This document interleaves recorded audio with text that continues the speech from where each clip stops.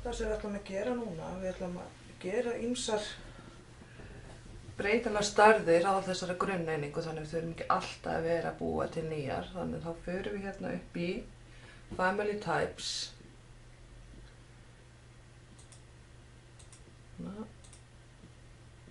Og þessi stendur Type 1. Og ítum við hérna á Rename.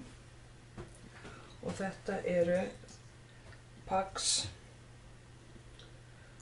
undirstrik, gleymi hérna A-inu, Pax undirstrik grunn punktur og þetta er 400 sinnum 2360 og ef breiddin sé ekki eða hæðin sé ekki þessi sem við vorum að gera þá breytum við því, svo ítum við OK. Og það sem við gerum núna, við ítum hérna á New og þá er það Pax undirstrik grunnskápur, það er 500, breiddin, hæðin er að sama,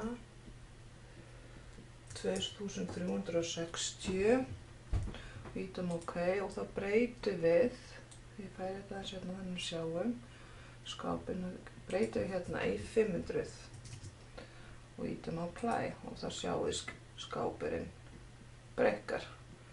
Og ef við höfum gert allt rétt, þá sjáum við þá fylgja allt hillurnar allar tengdar við, þannig að læsingin hefur allstað verið rétt. Svo gerum við bara sama, förum hérna í New og skrifum Pax undirstrik grunnská punktur 750 sinnum 2360. OK, og breytum hérna í 750 og já, svo Apply. Músin eitthvað hérna stríða mér. Þannig á Apply. Og svo gerum við sama með skáp sem er breiddin 1000. Pax undirstrik grunnskápur 1000 sinnum 2360. OK, og breytum þessum í 1000.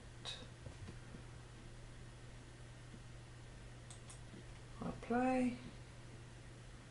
Og OK, og þá erum við búin að gera nokkrar stærðir í þessum skáp.